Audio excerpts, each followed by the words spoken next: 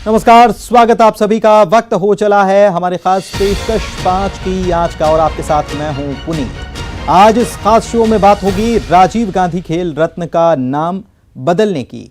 अब मेजर ध्यानचंद के नाम से इसे जाना जाएगा। राजीव गांधी खेल रत्न का नाम अब मेजर ध्यानचंद कर दिया गया है। पीएम ने ट्वीट कर इसका ऐलान किया। प्रधानमंत्री की घोषणा के बाद से जहां इस फैसले का स्वागत किया जा रहा है, वहीं इस पर सियासत भी हो रही है। बात करेंगे एमपी में बाढ़, बारिश और बर्बादी की भी, क्योंकि लगातार बारिश हो रही है जिसकी वजह से नदी नाले उफान पर हैं और बाढ़ के हालात हैं जिसमें फंसे लोगों की परेशानियां कम नहीं हो रही हैं, बल्कि कई लोग और इससे हताहत हो रहे हैं। मौसम विभाग ने दूसरी तरफ चंबल संभाग समेत 20 जिलों में भारी बारिश का अलर्ट भी जारी किया है। इसके अलावा आज हम 5 की आंच में बात करेंगे छत्तीसगढ़ में खाद की किल्लत को लेकर छिड़े संग्राम की। कांग्रेस ने आज प्रदेश भर में केंद्र के खिलाफ प्रदर्शन किया है। साथ ही हम बात करने वाले हैं जशपुर में पर्यावरण पर भारी अफसरों की मनमानी की भी। वहां पर सरकारी गोदाम के लिए नष्ट किए जा रहे हैं पहाड़, बिना अनुमति पेड़ काटे जा रहे हैं और आदिवासियों की रोजी रोटी छिन रही है। तो प्रधानमंत्री नरेंद्र मोदी ने आज इस बात का ऐलान किया कि लगभग 3 दशक पहले तत्कालीन प्रधानमंत्री राजीव गांधी के नाम से स्थापित सबसे बड़े खेल पुरस्कार राजीव गांधी खेल रत्न पुरस्कार को अब से मेजर ध्यानचंद खेल रत्न पुरस्कार के नाम से जाना जाएगा। पहले इसका नाम पूर्व प्रधानमंत्री के नाम पर था, राजीव गांधी के नाम पर था। अब इसे मेजर ध्यानचंद के नाम पर किया गया है। प्रधानमंत्री ने ट्वीट किया है कि देश को गर्वित कर देने वाले पलों के बीच अनेक देशवासियों का यह आग्रह भी सामने आया है कि खेल रत्न पुरस्कार का नाम मेजर ध्यानचंद जी को समर्पित किया जाए। लोगों की भावनाओं को देखते हुए इसका नाम अब मेजर ध्यानचंद खेल रत्न पुरस्कार किया जा रहा है। पीएम की इस पहल का सीएम शिवराज सिंह चौहान ने स्वागत किया, तो वहीं प्रदेश अध्यक्ष वीडी शर्मा ने कहा कि ये देश की हस्तियों और खेल के सम्मान की बात है। वहीं राजीव गांधी खेल रत्न पुरस्कार का नाम बदले जाने पर कांग्रेस नेता दिग्विजय सिंह ने प्रधानमंत्री नरेंद्र मोदी पर निशाना साधा है। उन्होंने कहा है कि हमें पीएम मोदी से यही उम्मीद थी। उन्होंने जब स्टेडियम का नाम अपने नाम पर कर लिया तो ये भी अपने नाम पर कर लेना चाहिए था।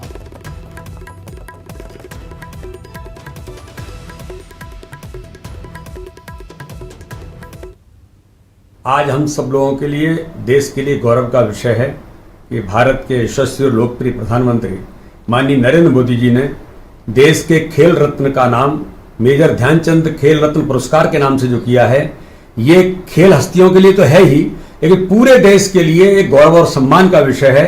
उन खिलाड़ियों का सम्मान माननीय प्रधानमंत्री ने किया है जो 41 साल बाद हॉकी के अंदर आज ओलंपिक में हम पदक जीत करके आए हैं। इसलिए मैं माननीय प्रधानमंत्री जी का बहुत हृदय से धन्यवाद करता हूं और खेल प्रेमियों की ओर से और पूरे देश की ओर से, मध्य प्रदेश की ओर से माननीय प्रधानमंत्री जी का बहुत बहुत हार्दिक अभिनंदन। गलत किया, नरेंद्र मोदी करना चाहिए था।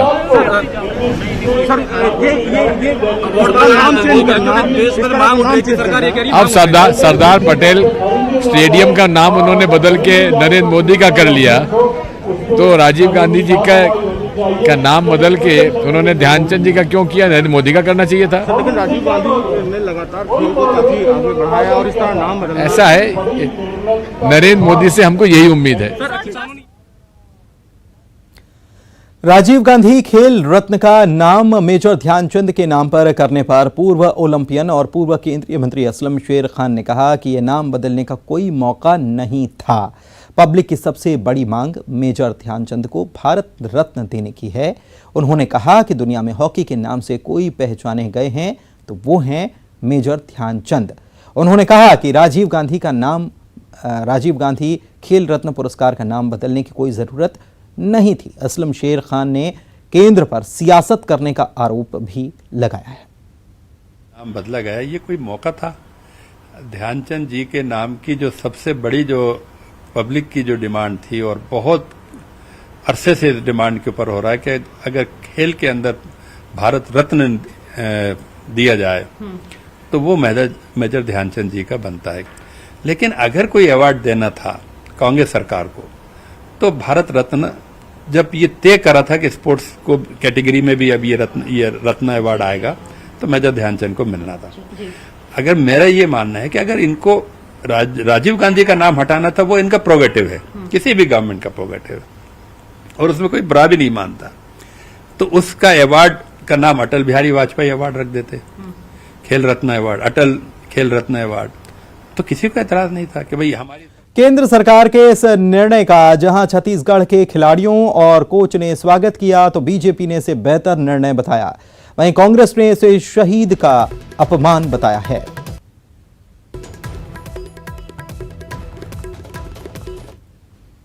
ध्यानचंद जी को पूरी दुनिया जो है हॉकी का जादूगर मानती है, और देश के जो गवर्नमेंट है उसने बहुत अच्छा निर्णय लिया है कि इस साल से जो राजीव गांधी खेल रत्न पुरस्कार है उसका नाम जो है आने वाले समय में मेजर ध्यानचंद खेल रत्न के नाम से जाना जाएगा। और खिलाड़ियों के लिए बहुत ही खुशी की बात है, और खास करके हॉकी के लिए एक ऐसे व्यक्तित्व जिन्हें खिलाड़ी के रूप में उस खेल का जादूगर कहा जाता रहा, जिन्होंने अनेकों बार गोल्ड मेडल जीतकर भारत का नाम विश्व में ऊंचा किया, आज उनके नाम से पुरस्कार की घोषणा होने पर देश के हजारों लाखों ऐसे खिलाड़ियों का मस्तक ऊंचा हो गया है जो पूरा जीवन मेहनत करते हैं, प्रयास करते हैं, और पूरी जिंदगी की मेहनत के बाद वो देश के लिए एक मेडल लेकर के आते हैं। यह राजनीतिक अधोपतन की पराकाष्ठा है। आप अपनी लाइन बड़ी नहीं कर सकते तो दूसरी की लाइन को छोटी करके आपकी लाइन कभी बड़ी नहीं होगी। लेकिन वास्तव में वो चाहते थे कि कोई नया पुरस्कार दिया जाए, तो मेजर ध्यानचंद के नाम से नए पुरस्कार की घोषणा कर सकते थे। कहीं न कहीं यह मोदी की गिरी हुई मानसिकता को दर्शाता है। आप एक ऐसे व्यक्ति जिसने देश के लिए अपना सर्वस्व बलिदान कर दिया, जिसकी शहादत देश के लिए हुई, ये लोग उनकी शहादत का मखौल उड़ा रहे हैं सरकार का निर्णय देते। अब भारतीय जनता पार्टी शहादत का माने क्या समझेगी? उनकी किसी नेता ने देश के लिए एक उंगली भी तो कभी नहीं कटाई है। शरद श्रीवास्तव भोपाल से हमारे संवाददाता हमारे साथ इसी खबर पर लाइव जुड़े हुए हैं। वैसे सियासत जो न कराए सब कुछ कम होता है, लेकिन शरद खेल के नाम पर सियासत लग गई काम पर।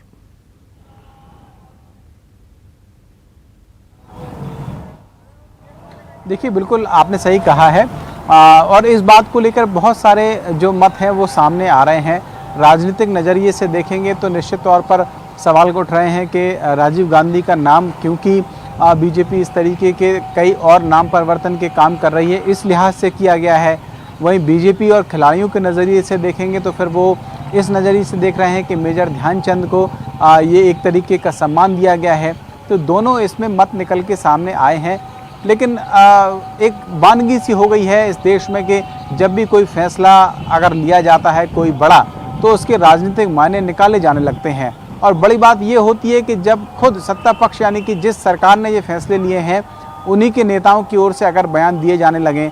आप देखिए कि आज ही बीजेपी के जो विधायक हैं रामेश्वर शर्मा, हालांकि हमेशा से मुखर होकर अपनी बात रखते हैं, लेकिन उन्होंने आज एक टिप्पणी की जिसमें ये कहा कि ये एक ऐतिहासिक फैसला है और उनके लिए जिन्होंने देश के लिए खेला है, और उनको जवाब है एक तरीके का जिन्होंने देश से खेला है। तो कहीं ना कहीं निशाना सीधे तौर पर उनका कांग्रेस पर था। तो एक फैसला लिया जाना किसी भी संदर्भ में और उसके राजनीतिक बयानबाजी अगर होती है तो फिर वो राजनीति से अछूता नहीं रह जाता है।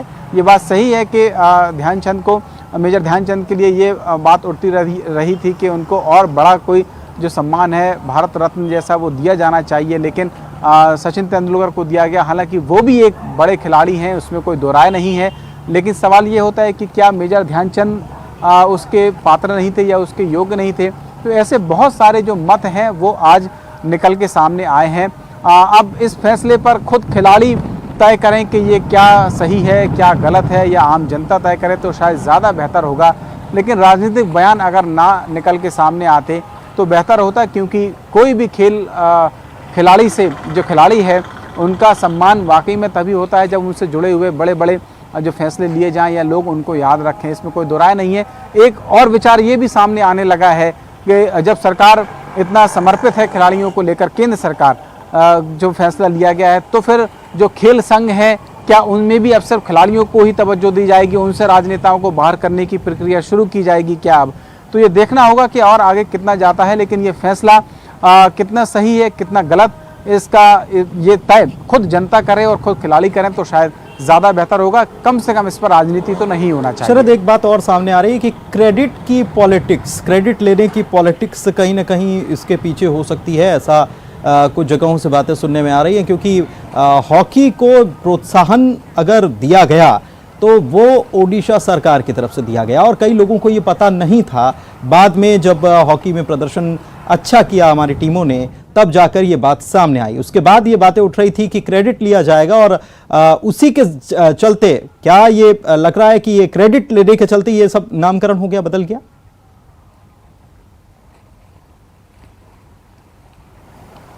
देखिए, विपक्ष की ओर से तो आरोप यही लगाए जा रहे हैं कि ये सिर्फ और सिर्फ क्रेडिट की राजनीति है। जैसा कि अभी आप असलम शेर खान को सुन भी रहे थे, हालांकि वो खुद भी खिलाड़ी रहे हैं, तो उनका भी एक बयान सामने आया जिस पर गौर करना चाहिए कि आखिरकार अभी ऐसी क्या ज़रूरत थी, क्यों ये फैसला इस वक्त में लिया गया है।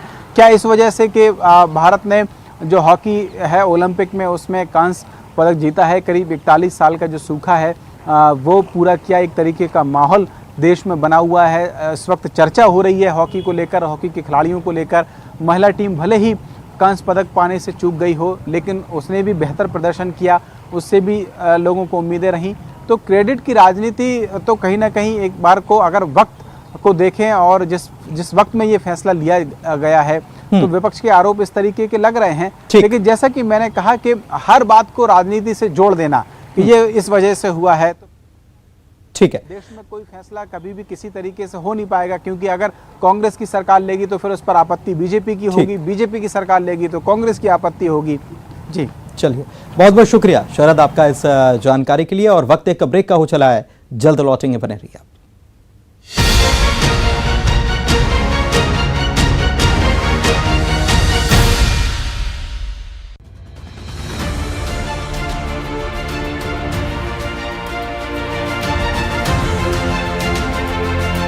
सात अगस्त को आयोजित होने जा रहे अन्न महोत्सव को लेकर सरकार ने नई टैगलाइन दी है, भोजन भी, जीवन भी और सम्मान भी।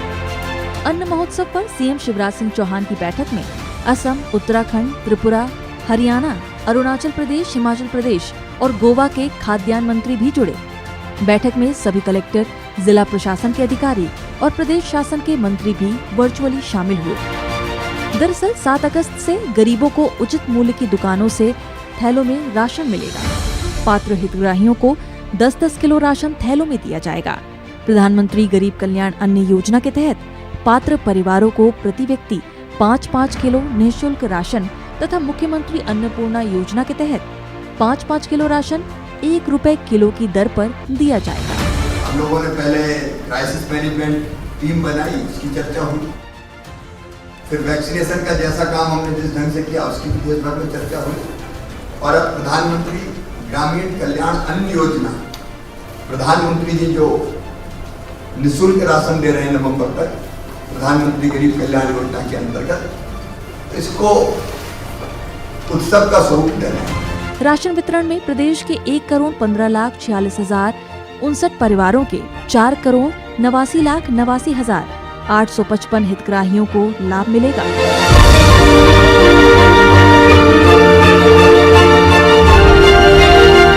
इन्हें प्रदेश की 25,423 उचित मूल्य दुकानों से राशन थैलों में दिए जाएंगे। अब पूरा होगा सबको भोजन, पर्याप्त पोषण का मध्य प्रदेश की शिवराज सरकार का संकल्प।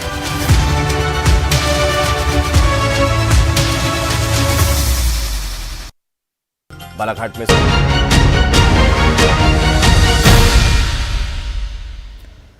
ब्रेक के बाद आपका स्वागत है और 5 के आंच आप देख रहे हैं। छत्तीसगढ़ में खाद की कमी को लेकर सियासत शुरू हो गई है। इस मसले पर कांग्रेस और बीजेपी दोनों आमने सामने हैं। आज एक बार फिर से कांग्रेस ने खाद की कमी को लेकर पूरे प्रदेश में धरना प्रदर्शन दिया। प्रदेश के हर जिले और ब्लॉक में केंद्र सरकार के खिलाफ प्रदर्शन किया गया। रायपुर, मुंगेली, बालोद, महासमुंद, बलरामपुर, कवर्धा, धमतरी, कोंडागांव, कोरबा और बलौदा बाजार में जहां कांग्रेस के नेताओं ने खाद की किल्लत को लेकर बीजेपी के खिलाफ हल्ला बोला, तो राजधानी रायपुर में कांग्रेस ने मंदिर हसौद रोड पर भी प्रदर्शन किया। कांग्रेस का कहना है कि केंद्र सरकार जानबूझकर छत्तीसगढ़ के किसानों के साथ अन्याय कर रही है। पीसीसी अध्यक्ष मोहन मरकाम का कहना है कि कांग्रेस लगातार खाद के मुद्दे को लेकर सड़क पर उतरती रहेगी।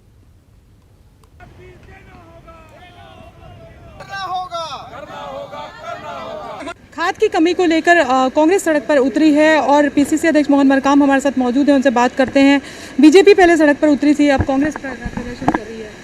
मोदी निर्मित खाद बीज की कमी को लेकर आज पूरे प्रदेश में ब्लॉक स्तर पर धरना प्रदर्शन कर रहे हैं।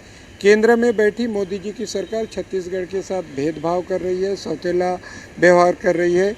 छत्तीसगढ़ में 11,75,000 लाख मीट्रिक टन खाद की आवश्यकता होती है। हमने लगातार केंद्र सरकार से मांग की है, जबकि छत्तीसगढ़ को अभी तक 5,26,000 लाख मीट्रिक टन उपलब्ध करा गया है, मात्र 56%। बाकी राज्यों जहां बीजेपी शासित है, चाहे मध्य प्रदेश हो, हरियाणा हो, उत्तर प्रदेश हो, अन्य प्रदेश में 90% आवंटन हुआ है, जबकि छत्तीसगढ़ को मात्र 56% आवंटन हुआ है। इससे साफ जाहिर हो रहा है कि छत्तीसगढ़ के साथ केंद्र सरकार सौतेला व्यवहार कर रहे हैं। इसके पीछे क्या लगता है आपको, रीज़न क्या लगता है? देखिए, छत्तीसगढ़ में कांग्रेस की सरकार है, इसीलिए केंद्र सरकार भेदभाव कर रही है। मगर मैं धन्यवाद देना चाहता हूँ माननीय भूपेश बघेल साहब को। छत्तीसगढ़ के किसानों के हित में लगातार फैसले लिए हैं, छत्तीसगढ़ के किसानों को कोई नुकसान ना हो, इसीलिए जो गोबर खाद जो 8 लाख क्विंटल किसानों को मतलब उपलब्ध कराया गया ताकि किसानों को नुकसान ना हो। खाद बीज को लेकर जो आज उतरे सड़क पर, आगे क्या? देखिए, आगे भी लड़ाई, हम किसानों के लड़ाई लड़ेंगे, किसानों के हक लड़ेंगे, क्योंकि केंद्र सरकार लगातार हमारे साथ सौतेला व्यवहार कर रही है। ये पीसीसी अध्यक्ष मोहन मरकाम, उनका कहना है कि आगे भी किसानों के हित को लेकर लड़ाई लड़ेंगे और उन्होंने आरोप लगाया कि केंद्र सरकार सौतेला व्यवहार कर रही है। कैमरा पर्सन राजन के साथ ममता लांजेवार, न्यूज़ 18 छत्तीसगढ़, रायपुर। ममता हमारे संवाददाता हमारे साथ रायपुर से लाइव जुड़ी हुई हैं। ममता, वाकई में ये मामला बेहद गंभीर है, लेकिन प्रदेश में कांग्रेस की सरकार है, सड़क पर उतरने से क्या ये समस्या हल हो जाएगी या फिर बातचीत से?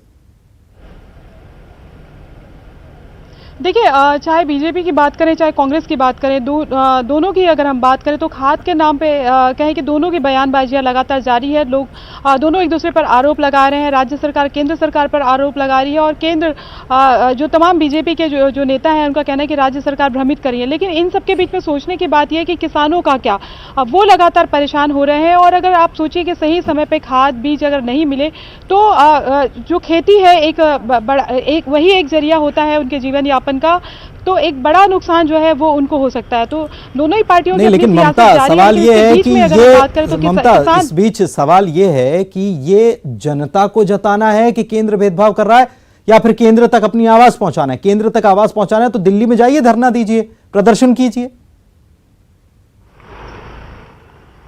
देखिए, कांग्रेस का कहना है कि जितनी मांग की गई है उतनी मांग से काफ़ी कम खाद जो है वो केंद्र सरकार उपलब्ध करा रही है और खाद उपलब्ध कराना केंद्र सरकार के ही हाथ में है और वो लगातार मांग कर रहे हैं। मुख्यमंत्री भूपेश बघेल ने लगातार कांग्रेस का कहना है कि चिट्ठी लिखी है, प्रधानमंत्री को चिट्ठी लिखी है और इसके साथ ही बात करें तो केंद्रीय कृषि मंत्री उनको चिट्ठी लिखी है। लेकिन जिस तरीके संवेदनशीलता दिखानी चाहिए राज्य के किसानों के साथ में वो नहीं दिखाई जा रही है और इसलिए प्रदर्शन किया गया। चलिए, बहुत बहुत शुक्रिया। वक्त की कमी है ममता, वरना चर्चा को आगे बढ़ाते। बहुत बहुत शुक्रिया इस जानकारी के लिए। और इसी के साथ इस बुलेटिन में फिलहाल इतना ही। हेडलाइंस पर डालते हैं।